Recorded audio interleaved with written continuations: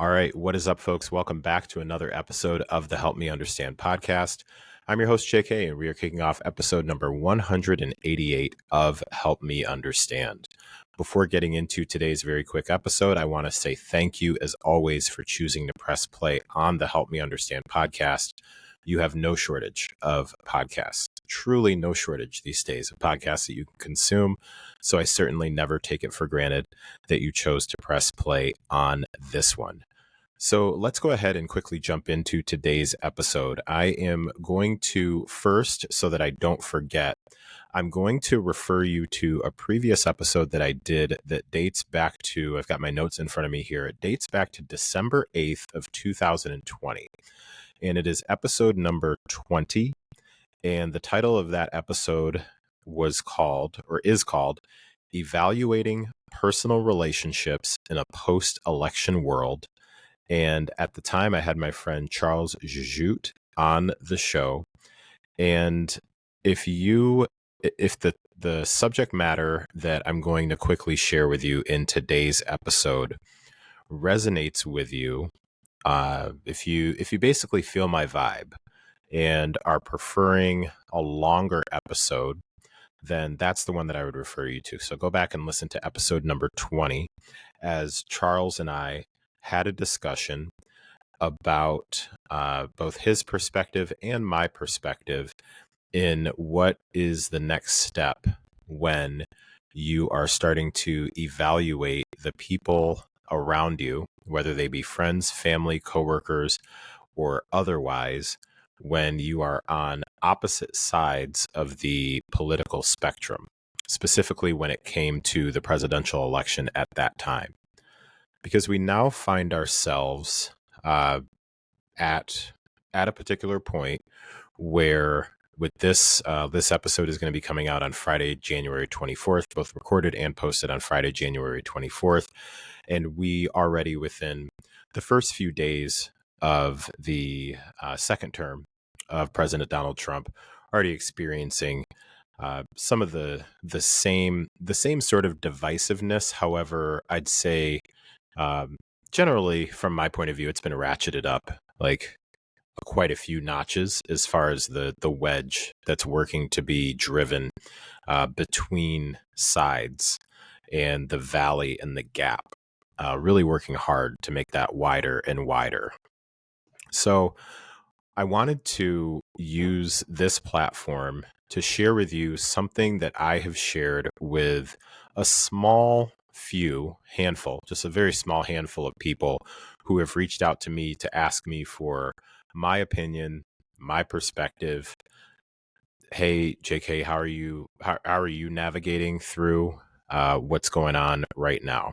So, and specifically referring to a decent amount of like the executive orders that have been executed so far. And I'll share with you what I, in many cases, have shared with them. I am not going to pretend like my DMs are getting flooded with this particular question. They're not.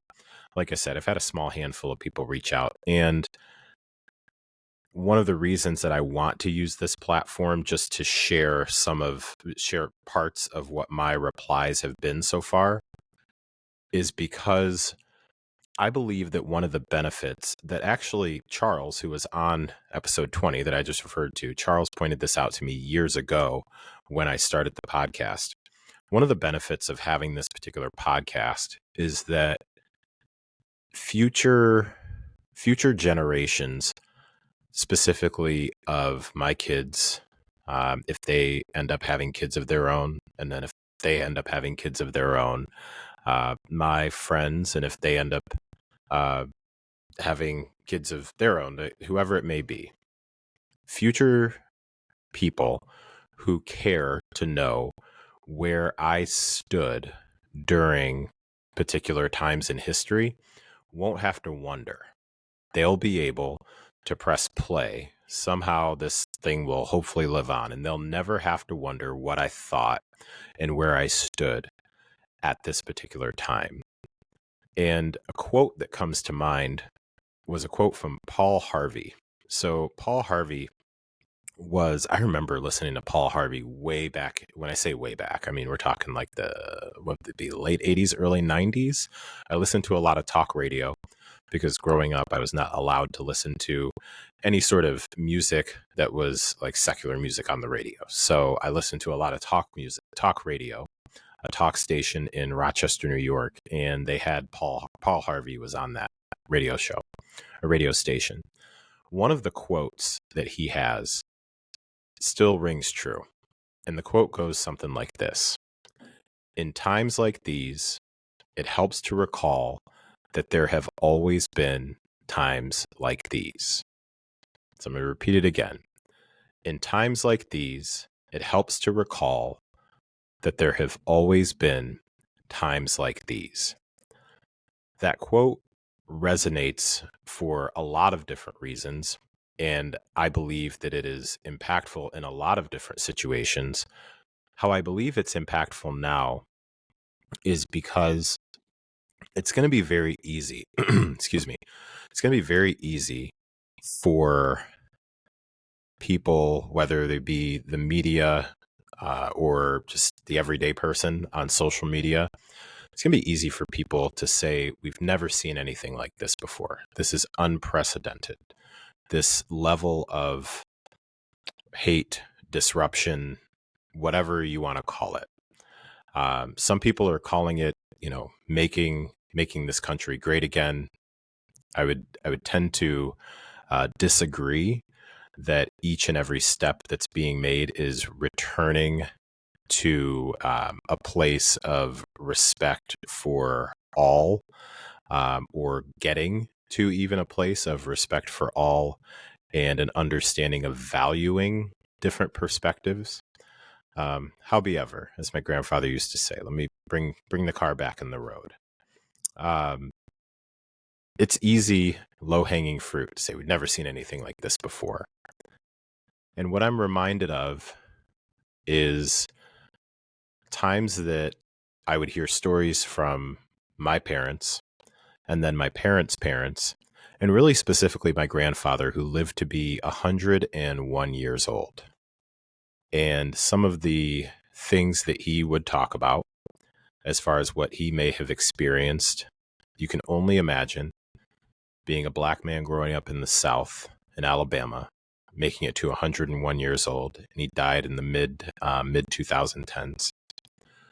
And always, literally every conversation, everything that he talked about was always geared towards doing what he believed was the right thing to do. Very, very faith-centered man. My father, same way. My mom, same way. So in growing up in a household and then spending a decent amount of time around someone, and my grandmother, same thing, my grandmother on both my mom and my dad's side, they saw a lot. So in growing up in an environment to have access to people who have lived times that, from my perspective and my perspective alone, were far worse than this. The quote, "In times like these, it helps to recall that there have always been times like these." In a weird sort of way, I find a sense of centering with that particular quote. I find a sense of purpose, and I'll share a thought on that too. I find a sense of not peace. It's really a sense of understanding the direction that I now need to go, where I will continue to go, actually. I find a sense of my compass. I find a sense of my foundation, because I could either decide, you know what, I agree. Nothing like this has ever happened before. This is crazy. The world is going to end. I can't believe this is going on. Or I can continue to move forward, continue to take the next step, because I have been blessed to be exposed to historical, real, like lived historical perspective that tells me that we've experienced, or people have experienced, times of uncertainty. I don't even know if that's the right word. But they've experienced times something like this before. And what I choose to focus on, and this is something that I shared with a very, very good friend of mine today. What I shared with them is that the core of my purpose remains exactly the same. So the things that I'm very passionate about, and I'm not talking specifically fitness or health and nutrition and wellness and working out. I'm not talking about those as far as things. I mean, like my actual like purpose for being here. And I believe that my calling is to be involved in multiple streams of impact. That's a term that like came to mind for me years ago, and it's just never left. I think that there is, I think everyone is here for some sort of a reason. Something. I think everybody's here for a reason. And I believe that my calling is something that I will continue to work on and continue to work towards, and work to get better at. And that is something that I was doing prior to the current election. And now the next 4 years, it's something I was doing prior to Donald Trump being in office. It's something that I will continue to do while Donald Trump is in office. And I will continue to also do it after he's out of office. So when I think about the questions, when I think about my response to when people ask, well, what are you, how are you processing this? How are you going to handle the next 4 years? I'm going to handle the next 4 years the same way that I handled the previous 4 years. And then the same way that I handled the previous 4 years before that.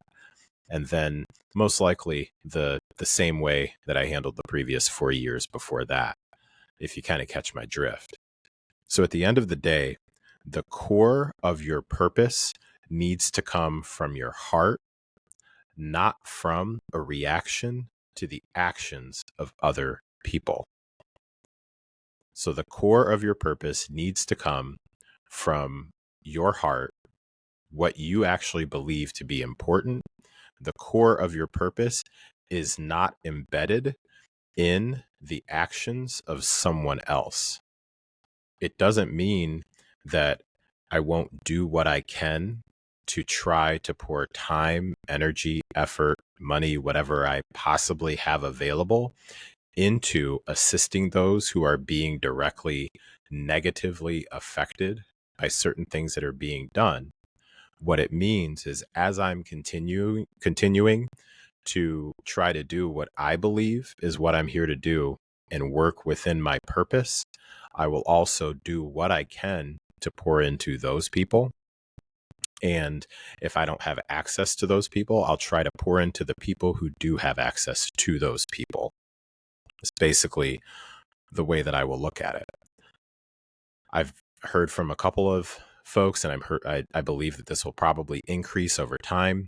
I've heard from a couple of folks that are just like, the battle is on, and I'm going to make it my life's mission to take these people down and all this other stuff. And while I understand where that comes from, I believe that really making a particular individual, a particular political party, or any particular thing the center of your mission, like it's some sort of a target, does exactly that. It then centers everything that you're about on that particular target, versus holding up the mirror, working on yourself and your calling, and making change along the way as you work in your purpose.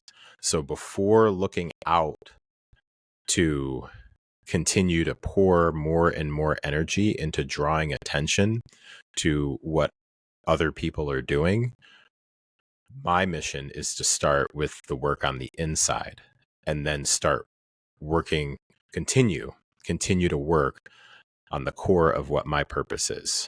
which is most directly affecting the people that are around me, the people, my family, like those people that are most directly around me, and then working as I work in my purpose, and doing what I can to hopefully have some sort of a helpful and strong and positive impact on people that I interact with along the way. So, not quite sure where the ending point is on this episode. We're just about there. Not even sure how I'm going to title this episode. This one just felt like one that I wanted to make sure I got out.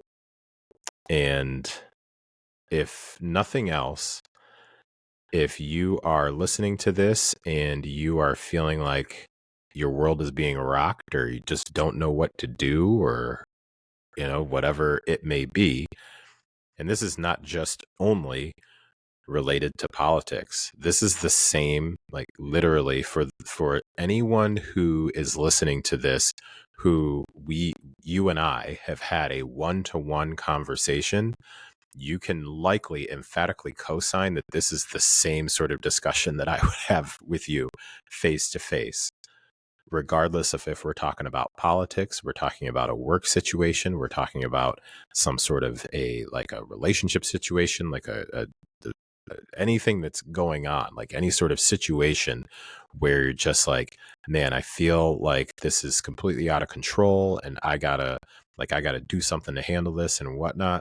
Eric Thomas says it best: the commitment to the solution is the answer to the problem.